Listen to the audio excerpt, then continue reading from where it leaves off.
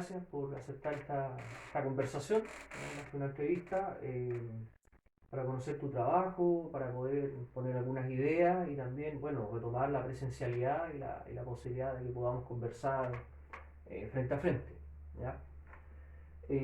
A ver, si me equivoco, tú eres de formación periodista, ¿sí? Primero en filosofía. Primero filosofía, Después periodismo. después el magíster En filosofía en la PUC de Porto Alegre. Ya, Y ahí después el doctorado. en España. En filosofía. ¿Qué te llevó de la filosofía al periodismo? No es un paso muy común. Una cosa que las dictaduras sudamericanas han hecho, o sea, eliminar la filosofía de la enseñanza.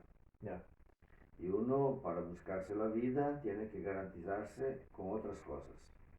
Entonces, al tiempo que yo buscaba, me interesaba la filosofía, he tenido la oportunidad de trabajar y mientras trabajaba también como periodista, yo terminé el curso de periodismo, que era una segunda alternativa, sí, por si acaso. Entonces, al tiempo vuelve la filosofía en Brasil y ahí me quedé más por la filosofía. Claro, yo de clases trabajé más de 10 años como periodista y todo, pero hay un momento que uno tiene que elegir un rumbo y con el doctorado en España conseguí afirmarme como profesor de filosofía, ética, pensamiento contemporáneo, esas cosas todas. la católica. Eso ya, sí, La católica de Pelotas. la Universidad Católica de la ciudad de Pelotas, donde yo era profesor, daba clases y también estudiaba periodismo. Entonces mezclaba las dos cosas, pero periodismo ha sido un largo tiempo, 7, 8 años para hacer el curso, para hacer todo el proceso. Pero claro, eso me ayudó también a entender algunas cosas así, de la vida, del mundo, del sistema, de la prensa nacional, La cotidianidad, puede ser. internacional, cómo se hacen los montajes de los Sí. textos, de las imágenes, de las cosas todas periodísticas, eso, hay un montón de maneras de hacer. Sí, claro. Y este modelo también de televisión, de periodismo, de bajar la calidad, simplificar, pero simplificar en el sentido de que el público es un público semi-analfabeto.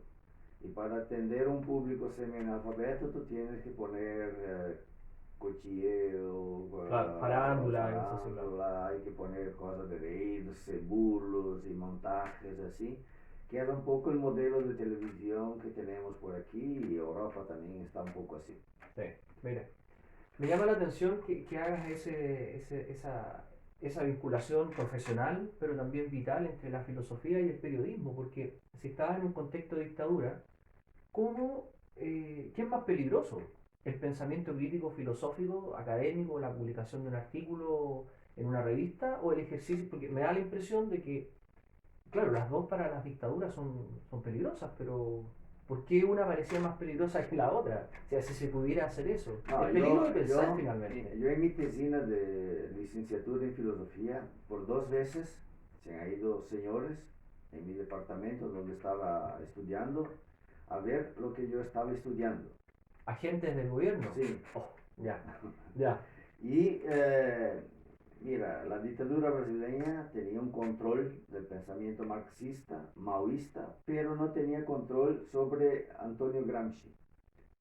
Pero control cómo, así lo eliminaban de la Sí, biblioteca. ¿De qué año claro. estamos hablando? Estamos hablando de Brasil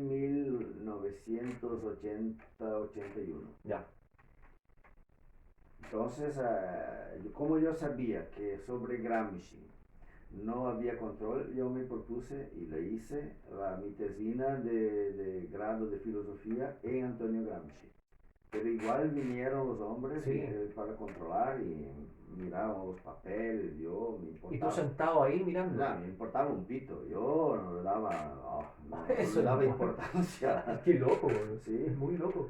Oye, pero una cosa. Claro, en ese periodo la filosofía era prohibida en Brasil, como enseñanza. Había los Sí. cursos de filosofía en las universidades, pero como un lujo.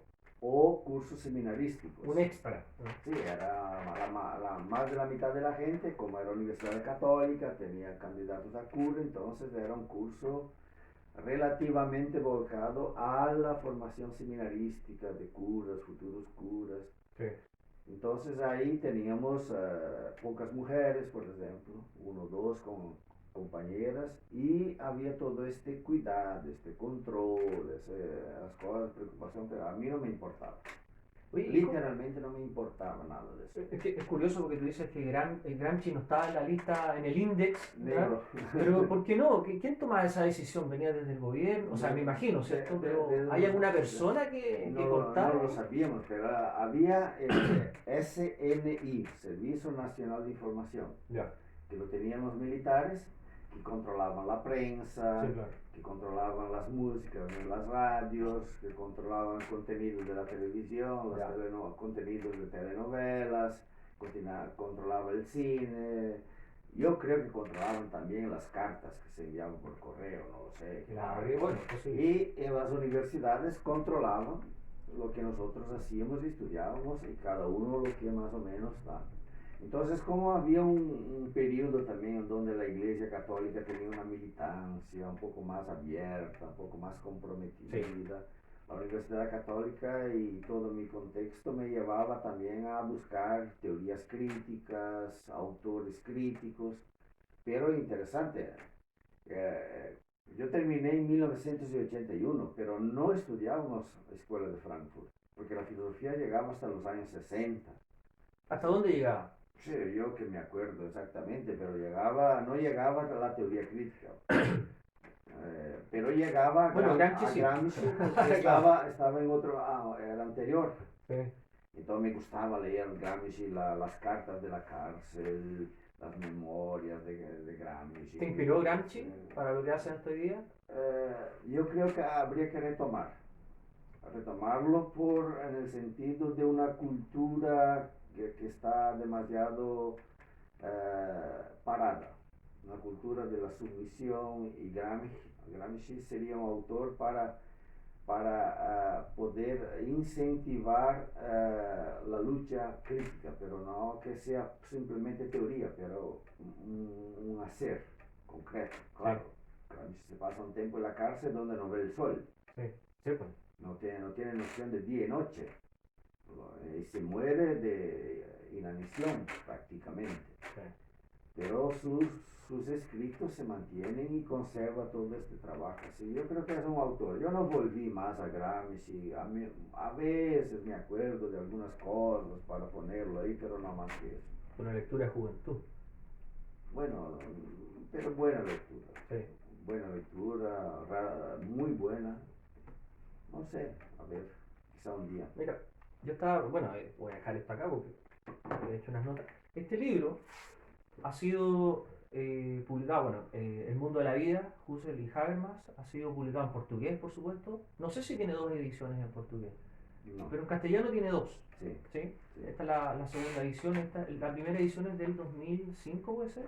Creo, 2005 o 2006, no me acuerdo. Sí, a ver, acá sale 2005, primera edición octubre del 2005, y esta es del 2016. 2016. Esto es la editorial, bueno, la editorial chilena, la católica Silva Enríquez, que visitaste muchas veces. Este texto, a ver, la primera, te quiero preguntar por eso, porque la primera edición es un texto que se refiere al mundo de la vida como categoría fenomenológica desde Husserl y Habermas, o sea, una tradición germana, rígida, o sea, compleja, ya de una digestión intelectual más lenta. Pero la segunda edición no es solamente una segunda edición, no es una reimpresión, sino que tú agregas un capítulo que al leer el texto tú ya pasas a hablar de lo afro, lo luso, ¿ya? ¿Qué pasa ahí filosóficamente? ¿Te fijas?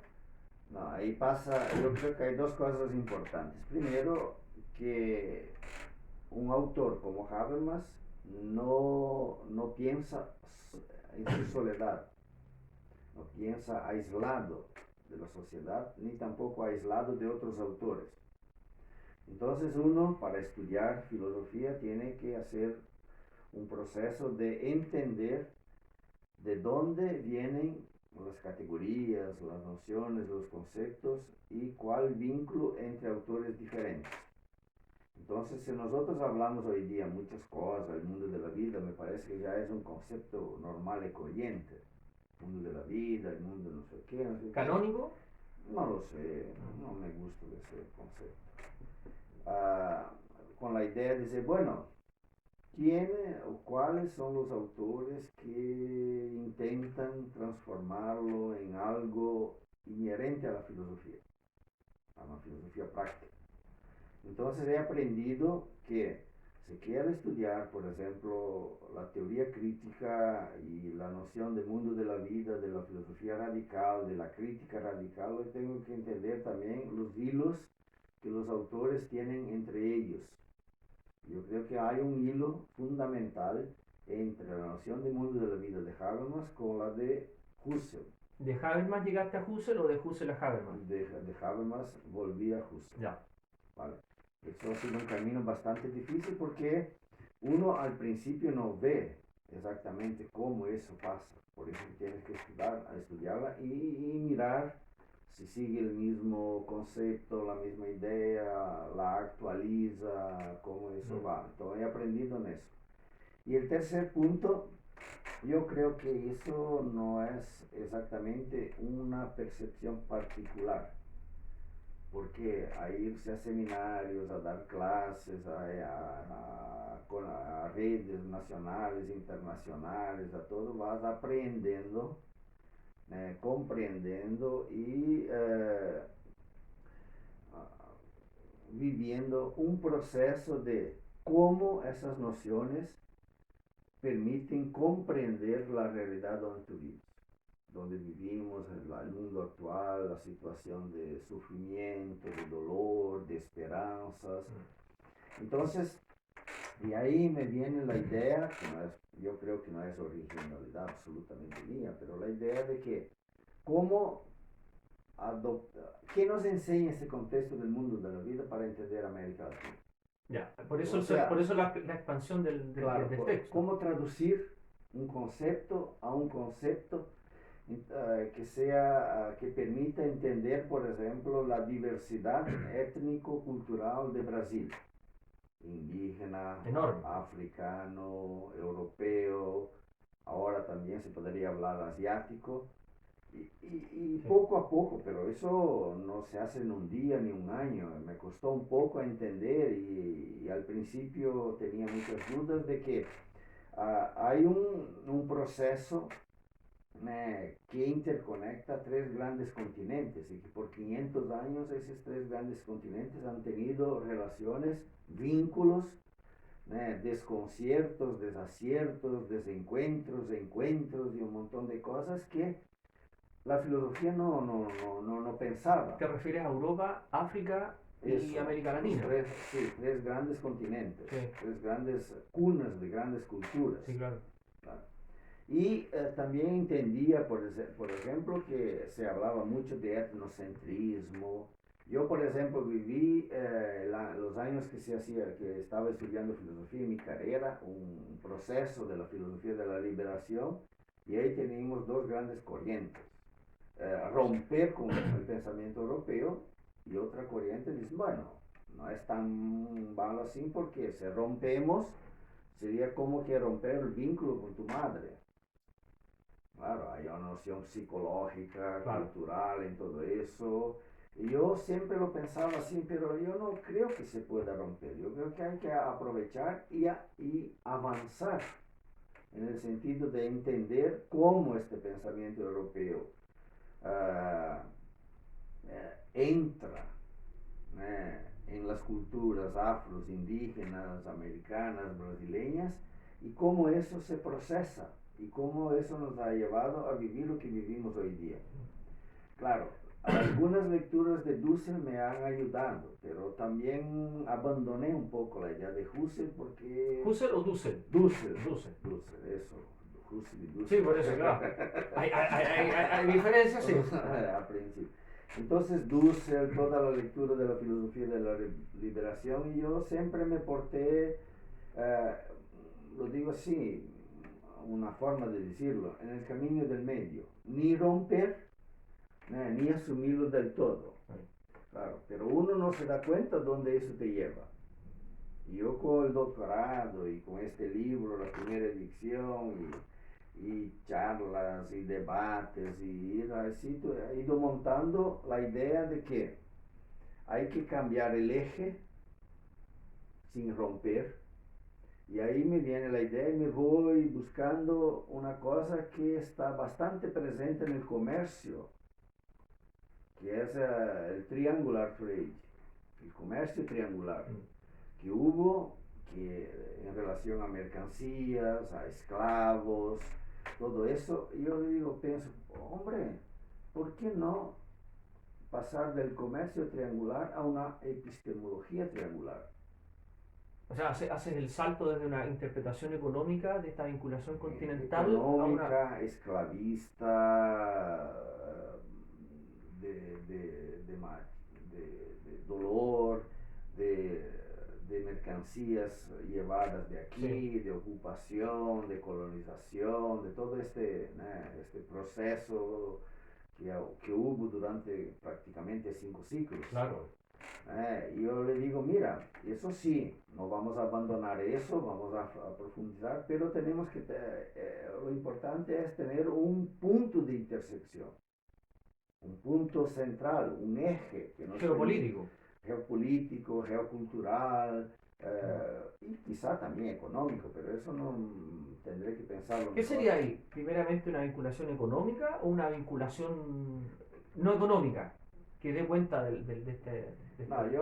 yo creo así. Entonces, salir del Mediterráneo, ¿Sí? que tardó 2000 años que están por ahí, Mediterráneo, África del Norte, un poco cercanía del Oriente, etcétera. Y para nosotros nos da sentido pensar a partir del Atlántico. Mm. Claro, no es exclusivista, no es Eso es fundamentalista. para pensando en Claro. contexto brasilero, porque por América, la América hispana también tiene mucho del Pacífico, ¿no dejas? Sí, pero ojo, si ahí eso es interesante, tu idea, porque el Pacífico vive en función del comercio del Atlántico. El paso por el estrecho de Magallanes, Claro, Panamá, claro.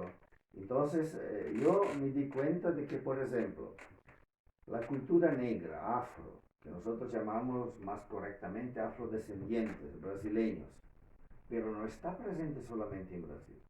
Cuba, está en Haití, sí. está en Colombia, fuerte, en otros países. Y yo miraba los partidos de fútbol, las nacionales, y decía, mira, ¿cuántos negros? No solo brasileños, pero los colombianos, por lo menos hay 4 o 5 aquí. Claro. La mayoría tenía esas cosas. Digo, si está aquí, nosotros tenemos que pasar del simple comercio, de una noción simplista económica, de ganancias, de esclavitud, para una noción un poco más amplia, que sería un punto de vista de una reflexión histórico, filosófica, étnico, racial, que permita entender este entramado de vínculos y relaciones que han perpasado durante 500 años.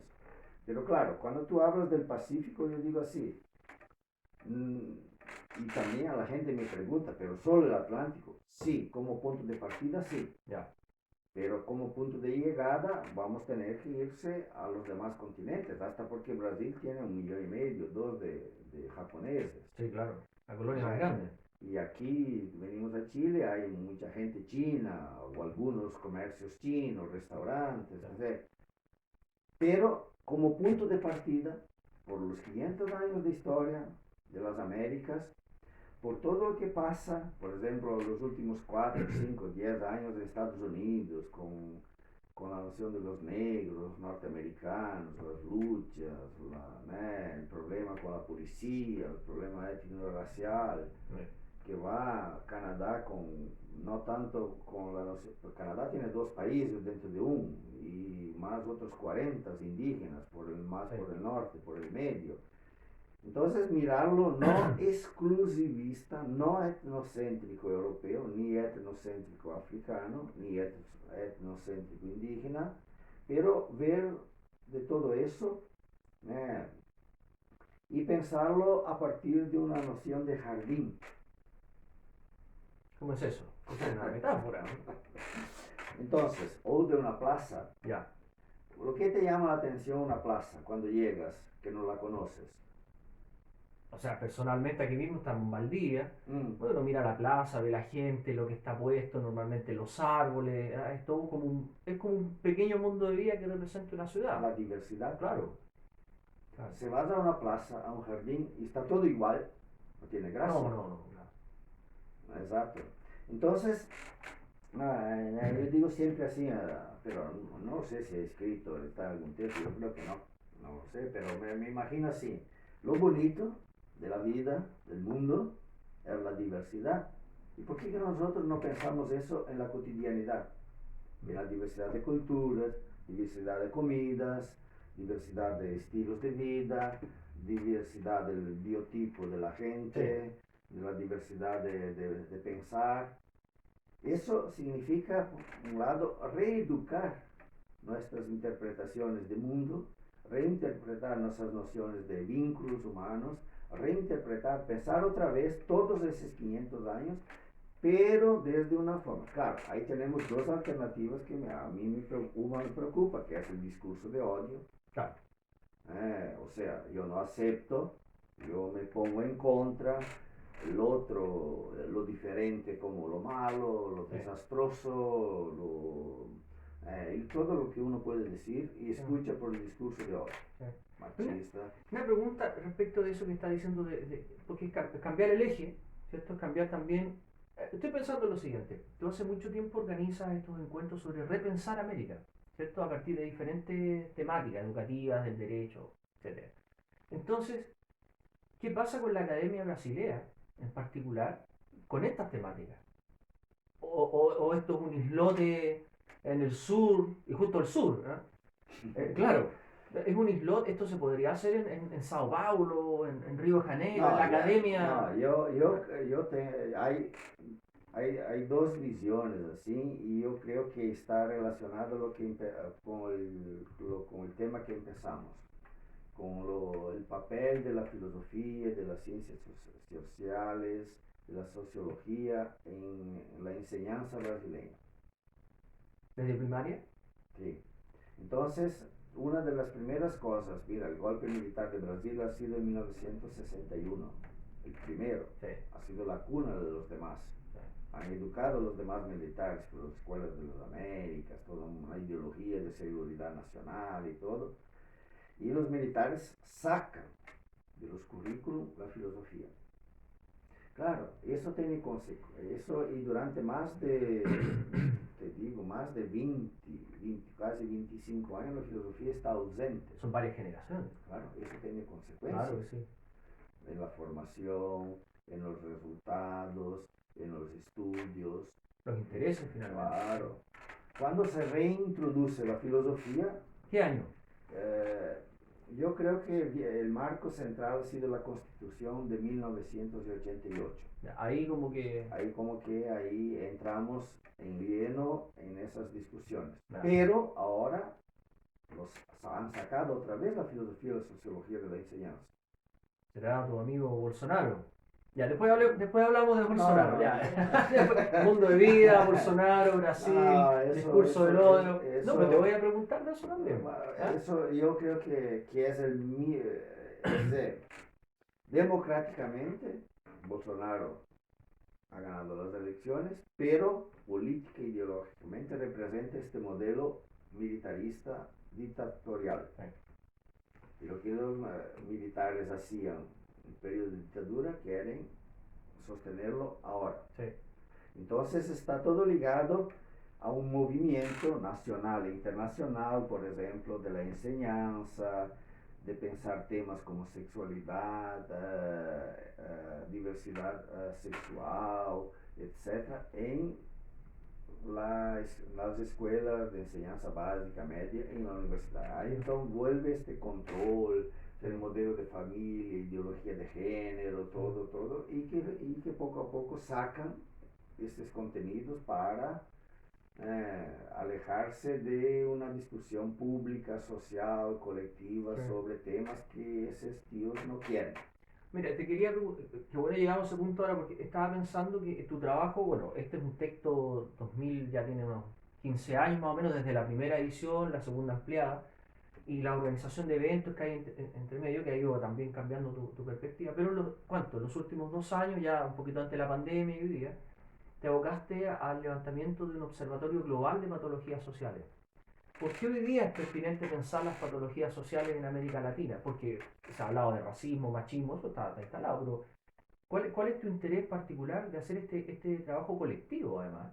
Que convocaste, ¿cuánto? Hace un año será, este diccionario de patologías sociales, que hay 6 nacionalidades, autores de 6 países, ¿no? 23, Ocho, 8 países, 23 entradas, ya estás pensando en esta vorágine ya en una segunda edición, unos 10 conceptos más, 15 conceptos más, entonces ¿por qué es necesario preguntarse? Y lo digo por lo siguiente, porque tú tienes unas entradas, tienes dos en el diccionario, donde hablas, por ejemplo, del pentecostalismo, como que hubiera un tema ahí, ¿cierto? Estás pensando Bolsonaro, la derecha, eh, las patologías, estas cosas, porque es extraño o lleva a pensar, bueno, ¿qué pasa, ¿cierto? Que de pronto la religión se transforma en... ¿No habrá un poco de Habermas ahí? ¿Puede ser o no? No, bueno, la historia es un poco más... de hecho, empezamos eso en 2017, Sí. con un proyecto del Ministerio de internacionalizar las universidades. Bueno, eso sabe. Y ahí nos reunimos con distintos cursos de áreas distintas, medicina, odontología, filosofía, educación, agronomía, química, Química. todos esos cursos, y ahí para montar un proyecto institucional Ya. de la Universidad Federal de Pelotas. Y dentro del proyecto teníamos que pensar